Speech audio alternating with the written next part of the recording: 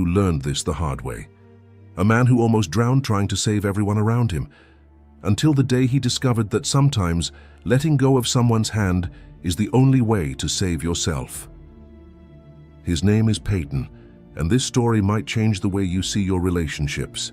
Before I continue, I invite you to subscribe to the channel, like the video, and comment if you've ever been in a situation where you put in too much effort for someone who didn't appreciate it. Thank you very much for your attention, everyone. Now, going back to Peyton's story. Chapter 1. The Boy Who Wanted to Save the World. Peyton was 22 years old and believed he could save everyone. He wasn't naive, he just cared too much. You know that type of person who sees someone suffering and can't just walk by? That was him. It always was. Peyton lived in a small town in the American Midwest. He worked at a local market, earning just enough to survive, but he dreamed big. He wanted to build something. He wanted to be an entrepreneur. He wanted to change his life. The problem? Nobody around him wanted the same thing. He had been in a relationship with Ava for 5 years. They met in school when they were 17, that typical teenage love that turns adult without anyone noticing. She was beautiful, fun, popular. And Peyton? Peyton was the devoted boyfriend who would do anything for her. But Ava didn't share Peyton's dreams. While he spent his nights reading business books and watching motivational speeches, she was out with her friends. While he saved every penny thinking about the future, she spent it all on clothes and parties thinking about the weekend. And Peyton's friends, same thing. Every time he tried to talk about entrepreneurship, about studying, about building something, they laughed. They called him a goody two-shoes, a boring guy. The guy who thinks he's better than everyone else. Relax, Peyton, we're young, man, stop being so serious. But Peyton couldn't relax, because he could see it.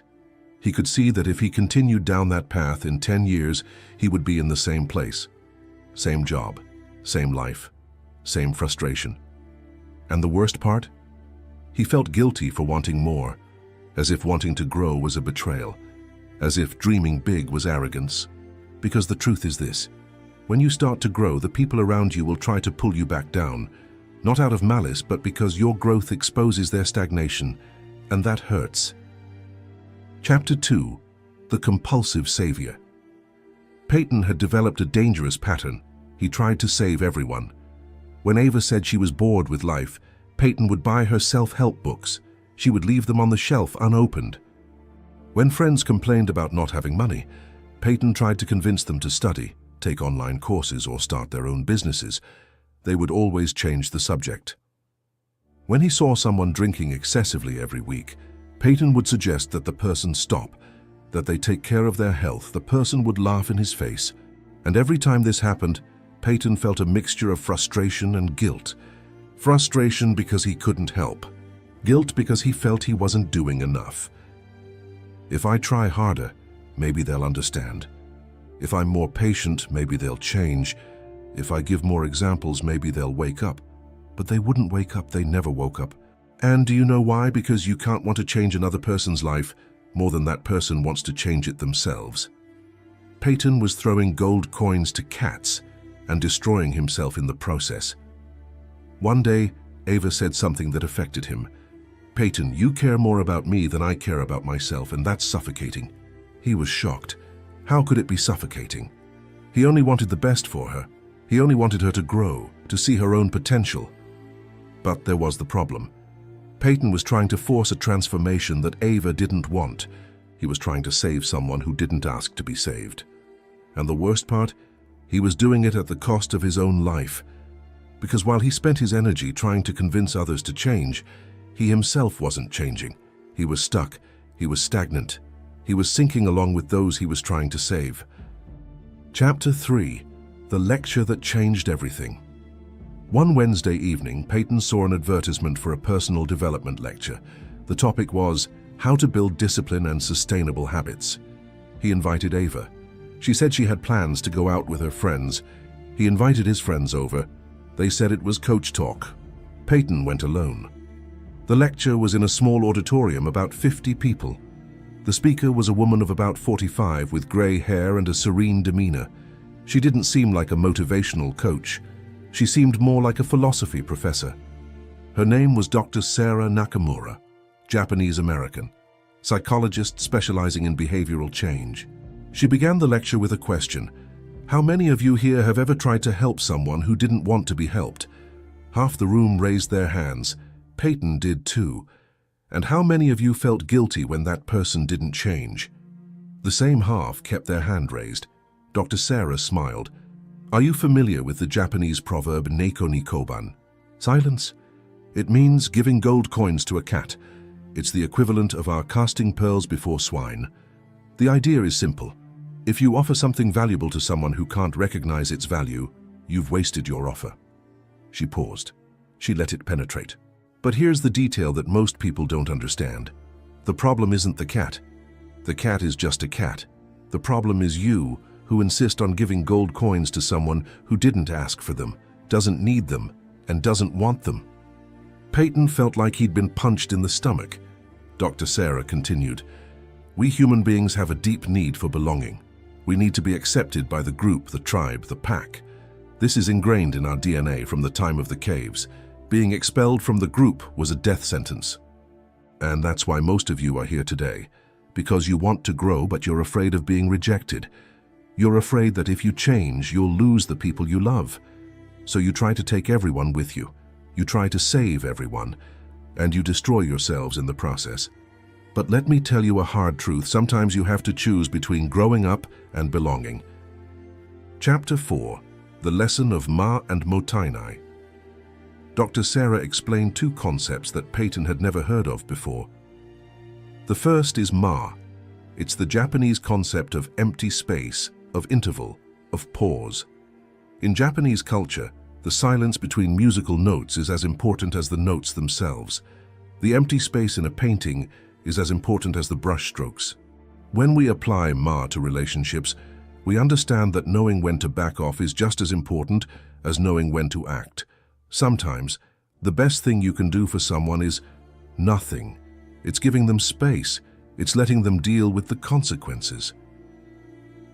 Peyton thought of all the times he had insisted, pushed, forced. He had never given her space. He had never backed down. The second concept is motenai. It's about waste. But not waste of objects, waste of vital energy, of potential, of time. Every time you spend your energy trying to save someone who doesn't want to be saved, you are practicing motenai. You are wasting your life. Dr. Sarah looked directly at Peyton. It was as if she knew. Imagine you have a bucket of water, and there are several people around you. Some are thirsty, others are not. Are you going to pour water into the mouths of those who don't want to drink? Are you going to waste all your water trying to force someone to hydrate? Either you give water to those who are thirsty and keep the rest for yourself. That broke something inside Peyton, because he had spent years pouring water down the throats of those who didn't want to drink, and he was dying of thirst. Chapter 5. The Hardest Decision. After the lecture, Peyton sat in the empty auditorium for almost an hour. He thought of Ava, of their 5-year relationship, of all the times he tried to inspire her, motivate her, help her grow, and of all the times she made it clear she didn't want that. He thought of his friends, of years of friendship, of all the conversations about dreams, about building something, about changing their lives, and of all the laughter, all the relax, Peyton, all the you think too highly of yourself. And for the first time, Peyton understood something. He wasn't being kind. He was being codependent. He wasn't helping. He was sabotaging himself. Because while he spent his energy trying to save those who didn't want to be saved, he wasn't building his own life. He was trapped in a vicious cycle where the need to be accepted was greater than the need to grow. And this had to end. That night, Peyton made the hardest decision of his life. He was going to stop throwing gold coins to cats. He was going to set boundaries. He was going to protect his energy. He was going to choose to grow, even if it meant growing alone. But he didn't know that this decision would cost him everything. Chapter 6. The Breakup. Peyton arranged to meet Ava at a cafe. He was nervous but determined. Ava, we need to talk. She rolled her eyes. Let me guess. You want me to read another self-help book? No. I want to end it. Silence. What do you mean, end? I spent 5 years trying to inspire you to grow with me, and you made it clear that you don't want that. And that's okay. You have the right to live your life the way you want. But I also have the right to live mine. Ava blushed. So you're dumping me because I'm not good enough for you? Because I'm not obsessed with success like you? It's not about being good enough. It's about wanting different things, and about me finally understanding that I can't want more of your life than you want for yourself. You're arrogant, Peyton. You always have been. He took a deep breath. Perhaps you're right, but I'd rather be called arrogant and grow than be called humble and remain stagnant. Ava got up and left. She didn't look back. Peyton felt his chest tighten. 5 years of history, 5 years of memories, and it ended in a 10-minute conversation, but he sensed something different. Relief. Chapter 7. The Loneliness of Growing Up. The following months were the most difficult of Peyton's life. He distanced himself from his friends. He didn't fight with anyone. He just stopped showing up. He stopped replying to messages about parties, about drinking, about enjoying life. At first they would call, "Hey Peyton, how's it going? You've been gone for a while." He replied politely, "I'm fine, just focused on other things right now." "Dude, you've changed. You're too serious. Go back to being the old Peyton." But Peyton didn't want to go back to being who he was before, because who he was before was trapped. He was stagnant. He was sabotaging himself to please people who didn't care. His friends stopped calling, and Peyton was left alone. He woke up early. He studied, he worked, he trained, he went home, he read, he slept, he repeated. There were no more weekend outings, no more late-night conversations. There was no one left. And that hurt. It hurt a lot. Because the human brain interprets loneliness as a threat, and it screams, "Go back to the group, you're going to die alone, you need to be accepted." But Peyton had learned something from Dr. Sarah's lecture. Sometimes you have to choose between growing up and belonging. And those who choose to grow up alone at first. So he endured it. He endured the loneliness. He endured the pitying glances from his family. He endured the malicious comments that reached him. Peyton is getting too big for his britches. He abandoned everyone. But he hadn't abandoned anyone. He had only stopped sinking while trying to save those who didn't want to be saved. And gradually something began to happen. Without the distractions, without the drama, without wasting energy trying to save everyone, Peyton began to grow. He took an online course in digital marketing, then another in sales, then another in business management. He started a small consulting business. In the beginning it yielded almost nothing, but he persevered.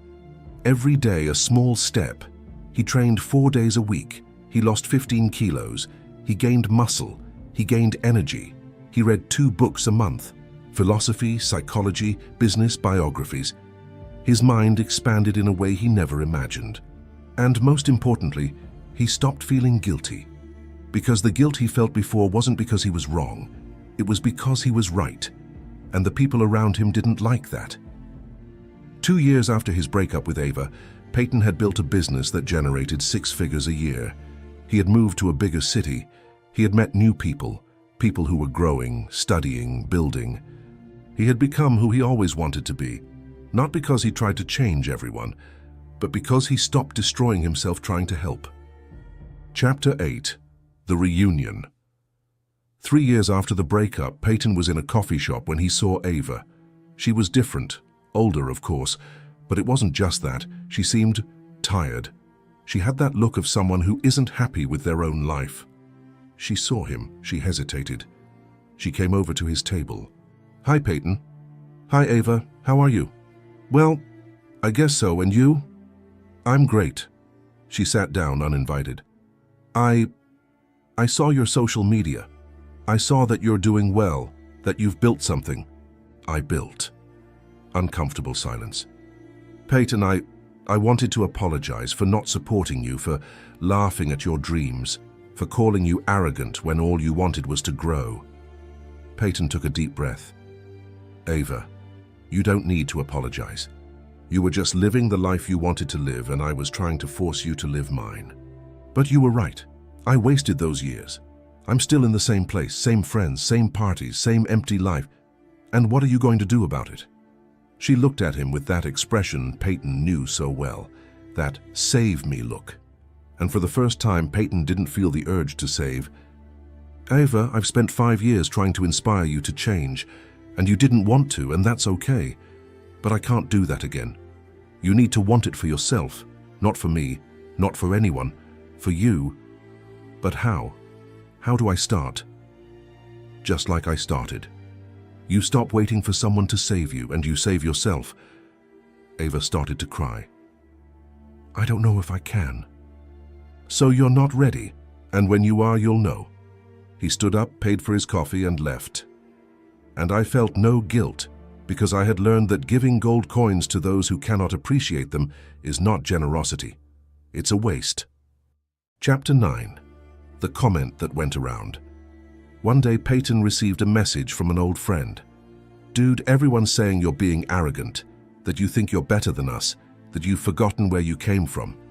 Peyton laughed, because years ago that message would have destroyed him. But now he understood. He replied, I don't think I'm better than anyone. I've just become better than I was. If that bothers you, the problem isn't with me. The response came quickly. You've changed, man, and not for the better. Peyton turned off his cell phone, because he had learned a simple truth. When you grow, the people who don't grow with you will call you arrogant, because your growth exposes their stagnation, and some people prefer to drag you back down rather than lift you up with them. Peyton had made the hardest choice of his life. He chose to grow up, even if it meant growing up alone. And he had no regrets. Years later, Peyton became a speaker. He taught about personal growth, business, and discipline, and always, someone would raise their hand and ask, how do you deal with the guilt of leaving people behind? Peyton smiled, because that was the question he understood best. I didn't leave anyone behind, they chose to stay, and I respected that choice, but I couldn't sacrifice my own growth for their need for stagnation. There's a concept in psychology called codependency. It's when you define yourself by the act of saving others, when your self-esteem depends on being the savior, and that's dangerous, because you end up needing the people around you to continue needing you. I was codependent. I needed to be the guy who helped everyone because that made me feel important, needed, valuable. But Dr. Sarah taught me something. The greatest act of compassion is sometimes letting someone face the consequences of their own life, because that's the only way a person learns. And you know what I discovered? Some of those friends I left behind. Years later, they reached out to me, not to judge me, but to thank me, because seeing me grow was the inspiration they needed to begin their own journey. I didn't convince anyone with words. I inspired them with actions, and that was only possible because I stopped throwing gold coins to those who couldn't appreciate them. Chapter 10. The truth about limits. During one of the lectures, a woman raised her hand. Peyton, I've been in a relationship for 8 years. My boyfriend doesn't want to grow up, doesn't want to study, doesn't want to build anything, but I love him. What do I do? Peyton recognized that look. It was the same look he'd had years ago. You can love someone and still not be responsible for that person's life. Love doesn't mean self-annihilation. Love doesn't mean destroying yourself to save someone who doesn't want to be saved. There's a difference between supporting and carrying. Supporting means being beside someone. Carrying means being underneath them. And when you're underneath, you can't grow. You can only bear the weight. The question isn't, do you love him? The question is this love costing you who you could be? The woman started to cry. But what if I break up with him and he falls apart? Then he falls apart, and he learns, or he doesn't learn. But that's not your responsibility. Your only responsibility is to himself. That was tough, but it was true. Because Peyton had learned the hard way, you can't save anyone, you can only save yourself. And sometimes, saving yourself means letting go of the hand of someone you love. Today, Peyton is 30 years old. He has built a 7-figure company. He travels the world giving lectures. He has a network of friends who grow up together, study together, build together. And do you know what he says when someone asks how he got there? I stopped trying to save those who didn't want to be saved, and I started saving myself. I learned that there are 3 Japanese concepts that changed my life. The first, Neko Nikoban, don't throw gold coins to those who can't appreciate them. The second, Ma. Know when to back off, when to give space, when to let the other person deal with their own consequences. And the third, Motainai, don't waste your vital energy on those who don't want to grow. These three philosophies taught me something that Western psychology calls healthy boundaries. But they're not just boundaries. They're acts of self-preservation. They're choices to prioritize your own growth. And here's the most important thing I've learned. When you stop wasting your energy trying to save those who don't want to be saved, you finally have the energy to build the life you've always wanted. You stop living in the need to be accepted, and you start living in the certainty of who you are. Now I'm going to ask you some questions, and I want you to be honest with yourself. Is there someone in your life that you try to save every day? Someone you inspire, motivate, advise, but who never changes? Do you feel guilty for wanting to grow because the people around you don't want to grow with you? Have you ever given up on your dreams, your discipline, your potential in order to fit in, to be accepted, to avoid seeming arrogant? If you answered yes to any of these questions, you're throwing gold coins to the cats, and you're destroying yourself in the process. And here's the truth. You are not responsible for anyone's life but your own. You can love someone, you can support someone, but you can't want more from that person's life than that person wants from it themselves. And when you finally understand this, when you finally set boundaries, when you finally choose to grow even if it means growing alone, you're going to be called arrogant. You will be judged. You will be criticized. You will lose people. But you'll gain something far more valuable, yourself. Because ultimately, the only person you can truly save is yourself. And that salvation begins when you stop wasting your gold coins on those who don't appreciate them. Neko Nikoban teaches you to recognize when your effort is being wasted. Ma teaches you to know when to step back, when to give space, when to let people deal with their own choices. And Motenai teaches you not to waste your vital energy, almost nothing in your life, until you realize that this acceptance is precisely what sets you free. Before I show you exactly how this system works through the story I'm about to tell you, I invite you to subscribe to the channel, like the video, and comment on what mental battle you're facing right now. Anxiety, procrastination, fear of the future. You don't need to explain in depth, just one word. I want to know what brought you here. Thank you very much for your attention. Now, let's begin. Chapter 1. The Day the Mind Broke. Today I'm going to tell you the story of a man named Hunter. Hunter was 35 years old, and his mind was silently crumbling. On the outside, he was the guy everyone envied. Digital marketing manager at a tech company in Austin, Texas. 5-figure salary, modern apartment downtown, smiling profile picture. Perfect life for social media. But inside his head there was absolute chaos. He would wake up at 5:30 a.m. with his heart already racing. Even before opening his eyes, his mind was already racing. He checked emails on his phone while still lying in bed. 47 unread emails. Each one seemed like a small bomb about to explode. In the shower, my mind wouldn't stop racing. What if the launch fails? What if the boss doesn't like the campaign? What if I get fired? What if I can't pay the rent? What if? Breakfast? I didn't have time. Or rather I did, but my stomach was always so tightly knotted that eating seemed impossible. On his way to work, he listened to productivity podcasts. He needed to optimize every second. He needed to be better, faster, more efficient. At the office, he was the first to arrive, last to leave. Meeting after meeting, Slack bombarding him with notifications. Each ping was like a cortisol injection straight into his vein.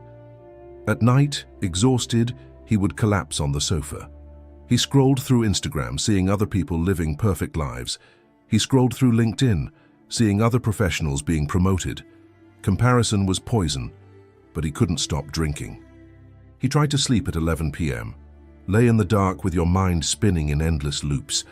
He replayed the day's conversations, anticipated the next day's problems, constructed catastrophic scenarios that never happened but seemed absolutely real at 2 a.m. He was taking melatonin, tried guided breathing, listened to white noise. Nothing worked. When he finally fell asleep, it was 3 a.m.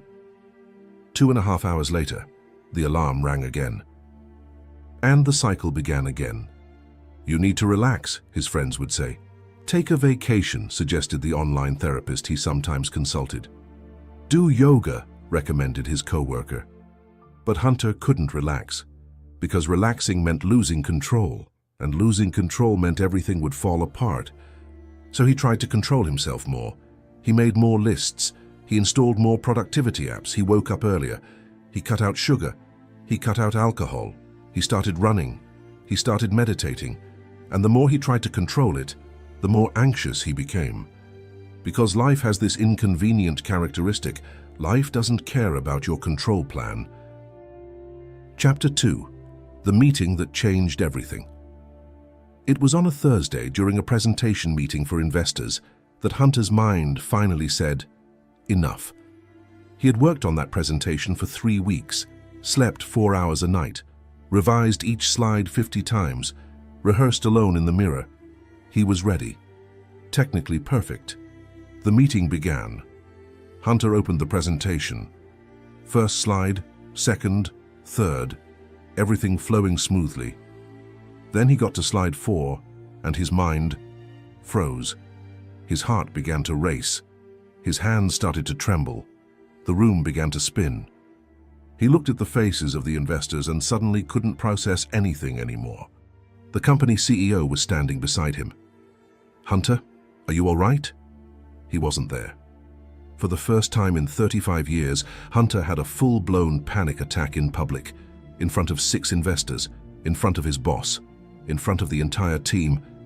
I'm sorry." He left the room. He locked himself in the bathroom. He sat on the cold floor. And he cried. He wept from utter exhaustion, from surrendering to the fact that his entire total control system had spectacularly failed at the moment that mattered most. The CEO knocked on the door 10 minutes later. "Hunter, open up. Let's talk." They went into an empty room. The CEO, a man in his 50s named Richard, didn't seem angry. He seemed worried. "How long have you been like this?" "Like this? On the edge, on the verge of collapse." Hunter wanted to lie, to say it was just momentary stress, but he didn't have the energy to lie anymore. "About 2 years, maybe more." Richard nodded slowly. "I've been exactly where you are 10 years ago. I ended up in the hospital thinking I was having a heart attack. I was 42 years old. The tests showed that my health was perfect, but my mind was killing me." "And what did you do?" "I went to see a guy, a therapist, different. He taught me something that completely changed my relationship with anxiety, with control, with everything. It might sound strange, but it worked. Do you want his contact information?" Hunter had nothing left to lose. "I want to." Chapter 3. The Japanese Therapist. 3 days later, Hunter was sitting in the therapist's office. Dr. Takahashi entered. A man around 60 years old, gray hair, erect posture, deliberate and calm movements. He didn't look like a therapist. He looked more like a martial arts master. "Hunter, tell me, what brought you here?" Hunter told everything. The constant anxiety, the sleepless nights, the panic attacks, the feeling of losing control. When he finished, he expected to hear about breathing techniques, about medication. Dr. Takahashi didn't take out a notebook. He didn't take notes. He simply said, "Tell me something.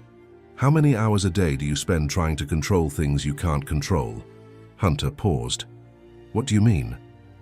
"You worry about what your boss will think, but do you control what he thinks?" "No, but I can do a good job and—" "You don't control what he thinks. You worry about whether you'll get promoted. But do you control the company's decision?" "Not directly, but no, you might do a good job, but the company could promote someone less qualified than you just because they find that person more likable. You worry about the economy, the market, what might happen in the future. Do you control the future?" "No." "So why do you waste your mental energy trying to control what cannot be controlled?"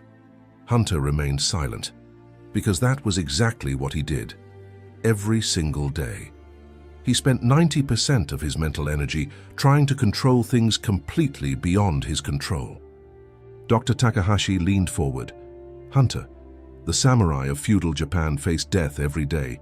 A poorly blocked sword and they died. A moment of distraction and they died. They lived in the most extreme danger zone you can imagine. And do you know how they dealt with it? They developed 3 philosophies that I'm going to teach you. But first I need to know, are you ready to accept something that goes against everything modern culture has taught you? What? That you're not in control, and that this is the best news you've ever received. Chapter 4. Fudoshin, the immovable mind. I'm going to tell you a story, said Dr. Takahashi. There was a samurai named Miyamoto Musashi. He was challenged to a deadly duel by the best swordsman in Japan, a man named Sasaki Kojiro. The duel was scheduled for 8 a.m. on a remote island. Kojiro arrived on time, prepared, focused, ready to kill or be killed, but Musashi didn't show up. 9 a.m. nothing. 10 a.m. nothing. Noon, nothing. Kojiro was seething with rage. He paced back and forth. His mind was in chaos. When Musashi finally appeared hours late, casually paddling a canoe, Kojiro exploded. "You have no honor." And here's the crucial detail. While Kojiro was trembling with rage, his breathing rapid, his muscles tense, his mind clouded by fury, Musashi was completely calm, his mind still as a mountain lake. This mental state is called Fudoshin. The duel lasted seconds. Musashi won. Not because he was stronger, but because while Kojiro had been overwhelmed by emotion, Musashi kept his mind still. Hunter heard the story but didn't understand the connection. Dr. Takahashi, with all due respect, I'm not facing sword duels. I'm having panic attacks. You are in a duel every day against your own mind, and you are losing because you are being hijacked by your emotions. Anxiety arrives and you let anxiety completely control you. Fear arrives and you are paralyzed. Stress arrives and you react as if you were being attacked by a lion, but I can't control it when the anxiety comes. Exactly. You can't. And that's the point. Fudoshin isn't about not feeling anxiety. It's about not being anxious. Controlled because of anxiety, it's about observing anxiety like you observe clouds passing in the sky. It's there, you see it, but you're not swept away. Dr. Takahashi stood up and went to the window. Do you see that bamboo out there? When the strong wind comes, the bamboo bends, but it doesn't break, because bamboo doesn't resist the wind, but it moves with the wind, yet keeps its roots firm. That's Fudoshin. Your anxiety is the wind. It will come, it will always come, but you don't need to break. You need to learn to bend without breaking. Hunter felt something strange. For the first time in years, someone wasn't telling him stop feeling anxious or think positive. They were saying, feel, but don't be overwhelmed. How do I do that? Practicing, starting small, very small. Chapter 5. The Practice of the Still Mind. I'm going to give you an exercise, said Dr. Takahashi. When you feel anxiety coming on, and you probably will even today, do this. Stop. Do absolutely nothing for 10 seconds. Just observe. Observe the anxiety as a scientist would observe an interesting phenomenon. Ask yourself, where do I feel this in my body? Chest, stomach, throat? Just locate it. Don't try to change it. Just observe. Then breathe, once, deeply, and only then, consciously decide how to act. Hunter thought it was ridiculously simple. That's all? That's all, but it's much harder than it seems, because your instinct will be to react immediately. Anxiety arrives, and you want to do something urgently to stop it. But that doing something urgently is what keeps you trapped. Those 10 seconds create a space between stimulus and response, and in that space, that's where your freedom lies. That afternoon, Hunter returned to work. He was at his computer when he received an email from the CEO. We need to talk about the project, my office, now. His body reacted instantly, heart racing, hands sweating, his mind already creating 1,000 scenarios. I'm going to be fired, they're going to fire me, I'm screwed. But then he remembered. He stopped. For 10 seconds. He observed. The fear was in his chest, a pressure, a tension, but that was all, a physical sensation. It wasn't reality. It was a reaction. He breathed, Once. Deeply. And he consciously decided, I'm going to go up and find out what he wants. Creating mental scenarios isn't going to change what he means. Hunter went upstairs. The CEO wanted to talk about reassigning the project to ease the pressure on him. It wasn't a dismissal, it was help. And there, Hunter understood. 90% of his suffering came from reacting to fear as if it were reality. But between fear and reality, there was a space, and in that space was Fudoshin. Chapter 6. Shikata Ganai, What Cannot Be Changed. 2 weeks later, Hunter returned to the office. He had practiced the 10 seconds religiously. It didn't always work. Sometimes anxiety still overwhelmed him. But he was getting better, slowly. How are you?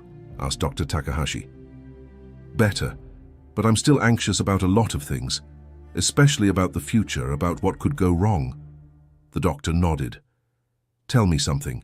Do you have control over what will happen tomorrow? Not entirely, but... Do you have control over what your boss decides? No. Do you have control over the economy, over the market, over whether the company is doing well or poorly? No. Do you have control over whether you will get sick, whether you will have an accident, how long your parents will live? No. Hunter began to see where this was going. So why do you waste energy worrying about things you can't control? Because I feel I need to prepare, to anticipate problems. There is a difference between preparation and concern. Preparation is action. You do something concrete to deal with possibilities. Worry is anticipated suffering. You suffer for something that hasn't even happened and may never happen. Dr. Takahashi took a piece of paper and drew 2 circles, a small one in the center, a large one around it. This small circle represents the things within your control, your actions, your responses, your values, your effort. This large circle represents the things outside your control.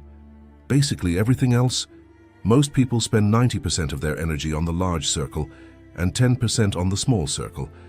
That's why they live exhausted and powerless, because they are trying to control the uncontrollable. The Japanese have a phrase for that, shikata ga nai. It literally means cannot be avoided, but philosophically it means something much deeper, radical acceptance of what is beyond your control. Hunter looked uncomfortable. But isn't that giving up? No, it's exactly the opposite. It's about freeing up wasted energy to focus on what he can to do. Chapter 7. The Atomic Bomb and Philosophy. Dr. Takahashi leaned back. I'm going to tell you about the greatest example of Shikata Ganai in modern history. August 6, 1945. An atomic bomb explodes over Hiroshima. 80,000 people lose their lives instantly. The entire city is vaporized. 3 days later, Nagasaki, another 70,000 lose their lives. What do you do when your entire city vanishes in a flash of light? When everything, every house, every street, every person you knew, turns to radioactive dust? You can spend your energy on anger, on lamenting, on unanswered questions. Why us? How is this fair? What did we do to deserve this? Or you can do what the survivors did. Shikata Ganai. It happened. It cannot be undone. Lamenting will not rebuild the houses. Anger will not resurrect the dead. So what can be done? And they rebuilt. In 13 years, Hiroshima was back. In 1964, Japan hosted the Olympics. The country that had been reduced to rubble became one of the world's greatest economic powers.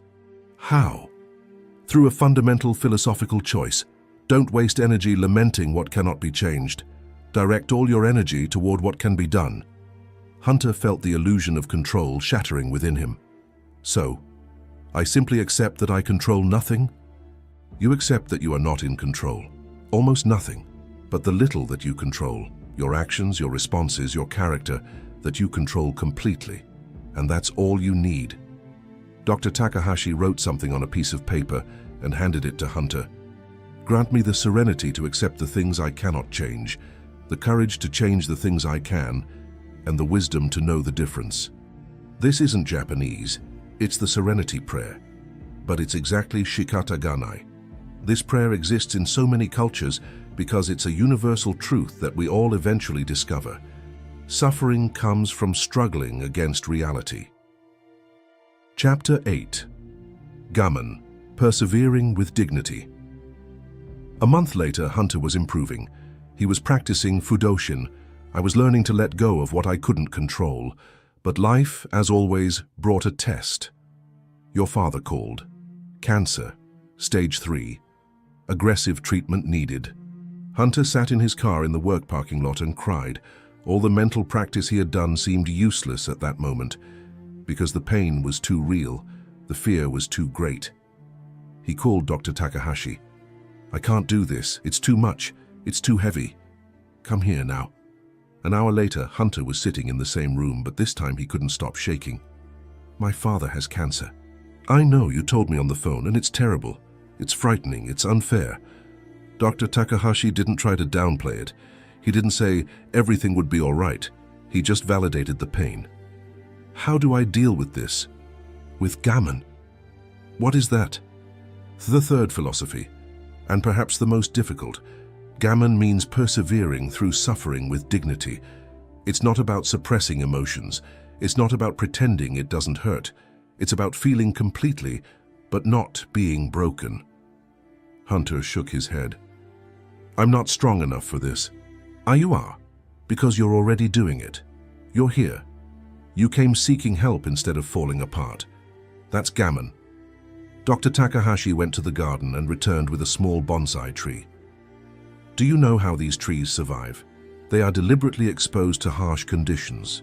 Little water, lots of sun, aggressive pruning, and that doesn't kill them.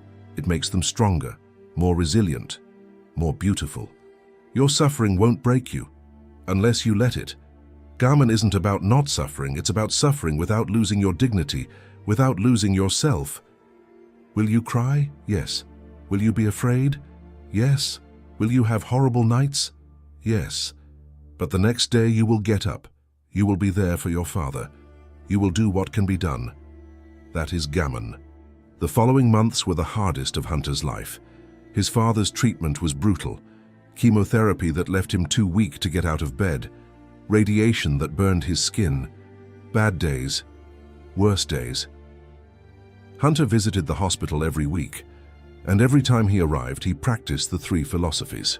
Fudoshin. When anxiety tried to consume him, he observed the fear. He didn't deny it, but he didn't let it control him. Shikataga Nai when he wanted to scream, "Why my father?" He couldn't control the cancer. He could only control its presence. Gammon when the burden seemed unbearable. He would cry in the car after visits, but he always came back. He was always there. And something surprising happened. His father realized. One day, too weak to speak much, he held Hunter's hand and said, "You're different, son. Like this? You used to always be tense, always in a hurry, always on your phone. But now, you're present, really present. It's everything I've ever wanted." Hunter needed to leave his room to cry, because he realized the crisis had given him what he always wanted but could never get. Real presence, real connection. 3 months later, against all odds, the scans showed that the tumor had shrunk significantly. The treatment was working. When the doctor delivered the news, Hunter didn't jump for joy. He didn't shout. He just took a deep breath and whispered, "Shikata Ganai," because he had learned that life isn't about controlling outcomes.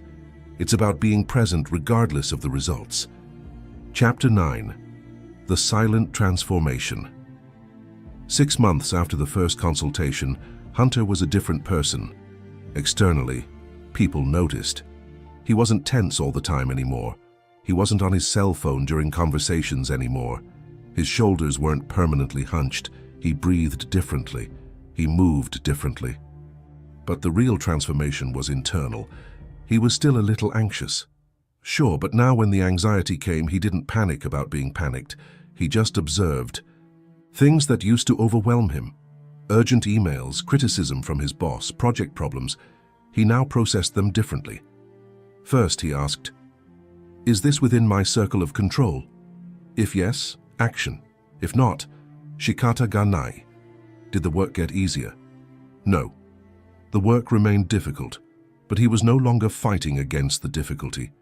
He was navigating through the difficulty. And the strangest thing was, he was more productive now, because he wasn't wasting 70% of his mental energy on worry. He was using that energy on real action.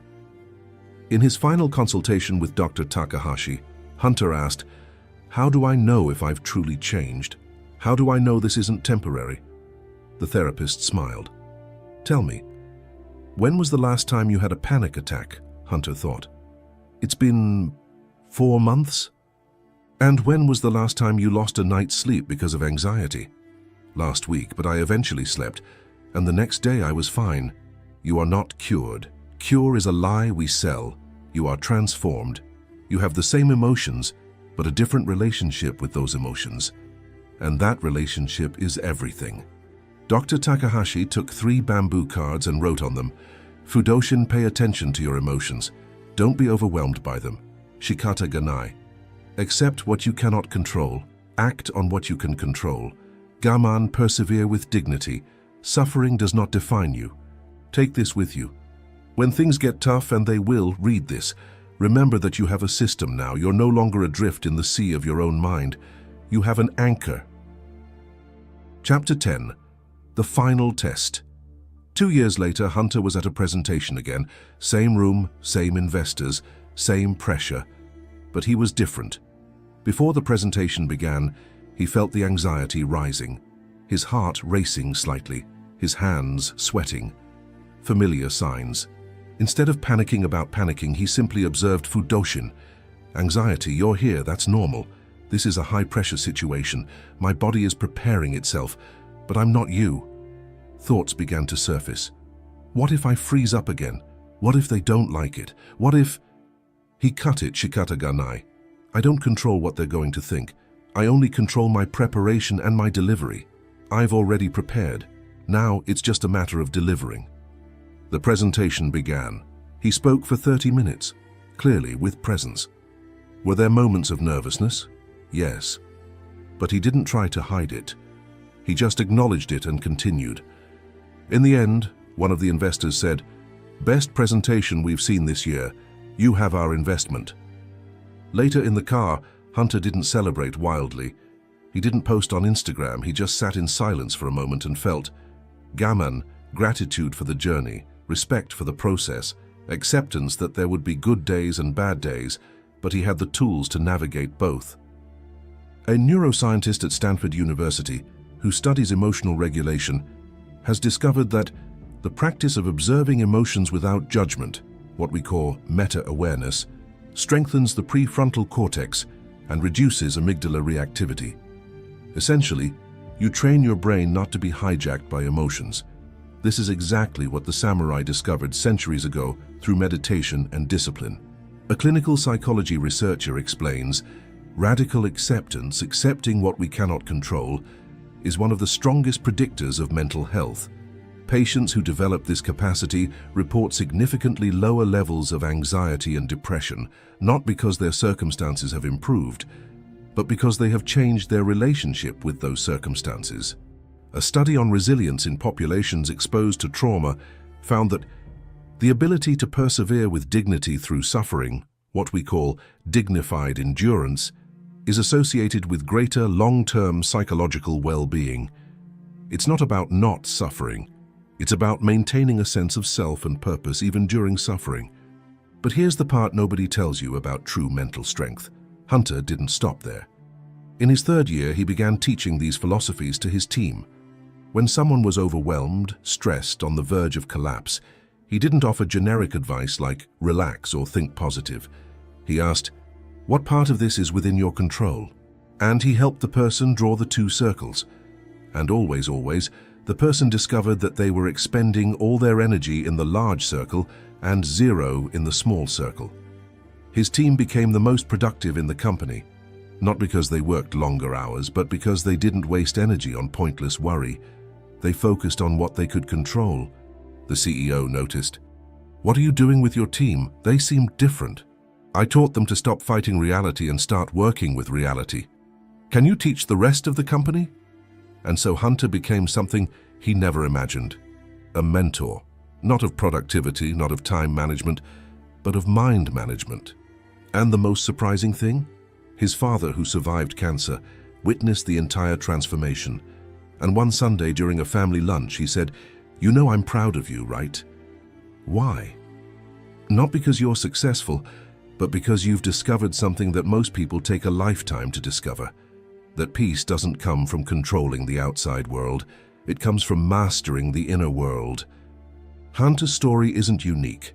It's universal, because we're all struggling with the same things: anxiety, fear, the illusion of control, the exhaustion of trying to control the uncontrollable. But here's the truth. No one tells you. You already have everything you need to build unwavering mental strength. It's not outside of you, it's inside. Födushin. It's not something you acquire, it's something you reveal. The ability to observe emotions is already within you. You just need to practice. Shikata ganai. It's not giving up, it's liberation. When you stop fighting what you can't control, you free up infinite energy to act on what you can. Gammon, it's not about being strong. It's about being human, to suffer and not be broken, to persevere with dignity, not because you are special, but because you choose to. And here's the most important thing. It doesn't have to happen overnight. Hunter took 2 years. You might take 3 or 5, it doesn't matter, because time will pass anyway. In 5 years, will you be in the same place, stuck in the same mental patterns? Or will you be someone who has transformed suffering into wisdom? Samurai weren't born with an immobile mind. They practiced every day for years, until it became part of who they were.